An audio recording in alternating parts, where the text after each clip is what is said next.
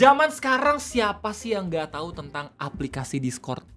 Aplikasi serbaguna yang nggak cuma tentang sosial media doang gitu, tapi bahkan lu bisa langsung buat server, lu bisa buat grup, lu bisa buat ya wadah gitu buat orang-orang upload apapun gitu ya. Bahkan lu bisa langsung video call dan juga ngobrol bareng teman-teman lu, nggak cuma 1-5 orang, bahkan sampai beratus-ratus orang. Customer service itu bener-bener reliable banget, responsif gitu ya. Nggak mungkin ada kebocoran data di sana. Kalau misalnya akun lu kena hack itu cuma hoax ya. Pokoknya ini aplikasi terbaik sejagat raya. Anyway, ngomongin soal Discord. Beberapa hari yang lalu, Discord lagi rame banget dibicarakan sama orang-orang terkait peraturan terbaru yang mereka bakalan rilis ya di bulan Maret atau di bulan depan ya. Dimana aturan ini itu bahkan udah sampai di komen sama Moist Critical atau Eno Bening versi luar negeri, dan Komisi Indonesia udah juga dibahas sama My Indonesia Channel atau Om Pasya Lovarian. Ini tentang aturan mereka untuk memverifikasi umur semua pengguna Discord-nya dengan 3 tahapan ya. Lu bisa pilih salah satu. Nah, tapi yang dikomen adalah kenapa data biometrik diperlukan untuk memverifikasi data, yang mana kalau misalnya kita ngomongin soal Discord ini bener-bener meragukan banget. Soalnya beberapa bulan yang lalu Discord baru aja dapat kabar kalau misalkan mereka kena hack sampai 70.000 data pengguna bener-bener bocor gitu. Well, di video Ngopi Kesempatan kali ini kita bakal bahas tentang peraturan tersebut gitu ya, bagaimana balada-balada di internetnya. Selamat datang di Ngopi, ngobrolin persoalan Indonesia bersama gue, your favorite Uncle Omre. Ada alasan kenapa meme ini tiba-tiba rame ya, tiba-tiba muncul. Ini karena beberapa yang lalu Discord baru juga ngumumin kalau misalnya mereka bakalan membuat aturan terbaru, tiap penggunanya wajib untuk memverifikasi umur mereka menggunakan data biometrik. Bisa dengan foto ya, bisa dengan video selfie, bisa dengan lu nge-submit KTP lu gitu. Atau mereka juga sedang meluncurkan sistem AI di mana lu nggak perlu melakukan 2 hal tersebut gitu ya. Lu tinggal main Discord seperti biasa, nanti Discord bakal coba buat nyari tahu apakah gerak-gerik akun lu itu bisa menggambarkan umur orang-orang dewasa. Nah, jadi gara-gara aturan ini, semua akun yang di Discord secara default akan berubah menjadi umur remaja, sebelum pada akhirnya lo harus memverifikasi dulu gitu ya. Terus abis itu kalau misalnya verifikasi udah selesai, lo bakal mendapatkan fitur-fitur yang sama seperti biasanya gitu. Jadi ada beberapa fitur-fitur yang kelok gara-gara ini, sampai pada akhirnya lo harus verifikasi dulu. Kalau misalnya udah berhasil verifikasi, akunnya bakal balik lagi seperti biasanya. Nah, apa hubungannya sama tiba-tiba Discord ngomongin soal Israel? Karena CEO dari Discord di bulan April tahun kemarin gitu ya udah diganti. Ya, dari yang awalnya siapa berubah menjadi seseorang bernama Humam Saknini.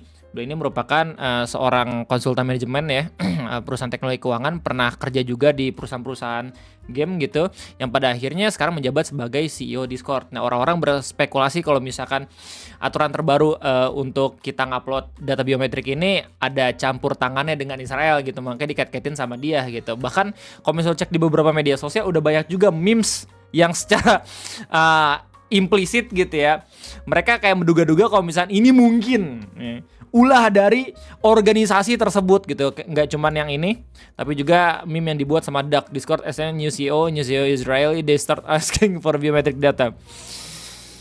I know there's something wrong, but I can prove it. Yes, by the way, pertama kali berita ini gua tahu dari Dexerto dengan caption Discord will age restrict accounts by default unless user verify their age via face scan or ID. Nggak cuma ini sebenarnya, kalau misalnya lihat dari detail beritanya, lu bakal tahu kalau misalnya ada 3 tahapan yang bisa dilakukan gitu ya. Ini juga udah diberitain, udah juga dikasih tahu sama Discordnya sendiri gitu ya lewat akun resminya di Twitter tanggal 9 Februari 2026.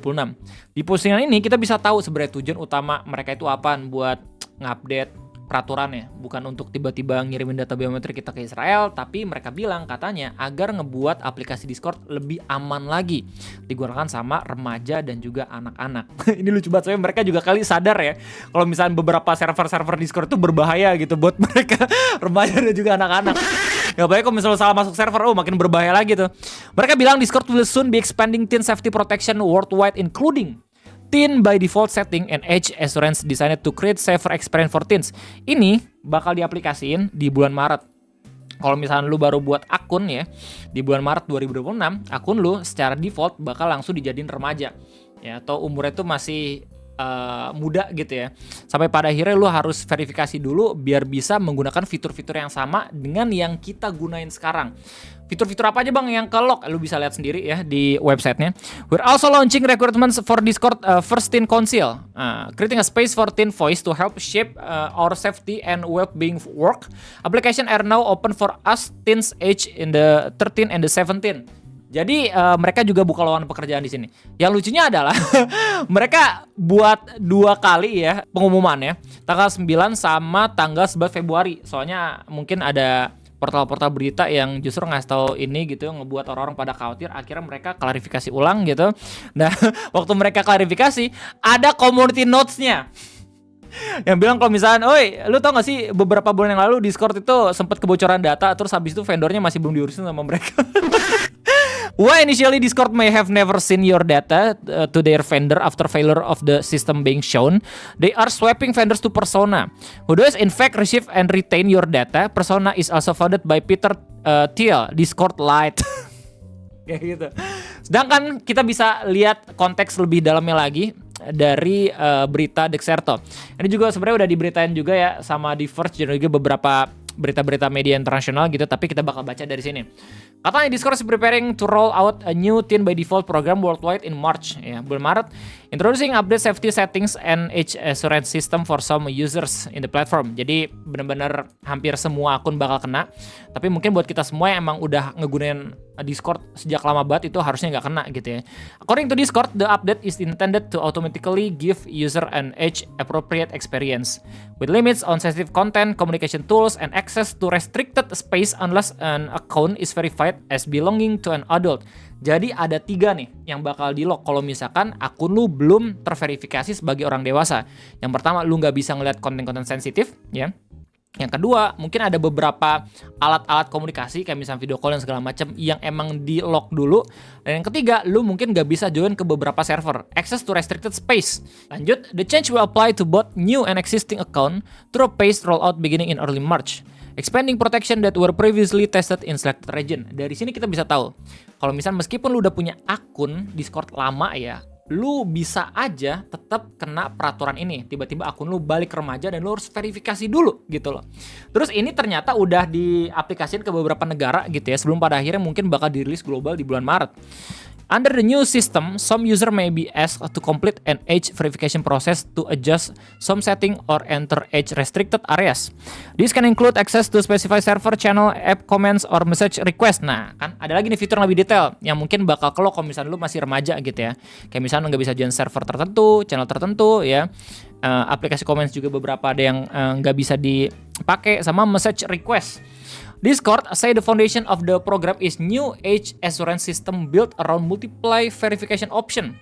User can choose facial age estimation or submit government issued identification through vendor partners with additional methods planned in the future. Jadi yang bermasalah di sini orang-orang tuh protesnya, kenapa ribet banget cuma untuk memverifikasikan umur? Harus ngirim video selfie atau foto KTP gitu, itu kan data yang sangat amat sensitif gitu ya. Padahal kita juga punya sosial media lain kayak misalnya Instagram, Facebook, Twitter, YouTube, nggak mewajibkan kita untuk ngelakuin ini. Kenapa Discord pengen banget? Nah, spekulasi-spekulasi itulah yang pada akhirnya melahirkan sebuah teori kalau misalnya mungkin ini akal-akalan Israel doang. Yang penting, paragraf selanjutnya. The company is also introducing an age inference model that runs in the background to help determine whether an account likely belongs to an adult, without always requiring a direct verification. Discord update its blog on February 10, 2026 to clarify that not all users will require age verification and that the vast majority of people will be able to use Discord exactly as they do today. Jadi, nggak cuma 2 opsi sebenarnya yang bisa kita lakukan untuk memverifikasikan umur, tapi ada opsi ketiga yang sedang mereka kembangkan.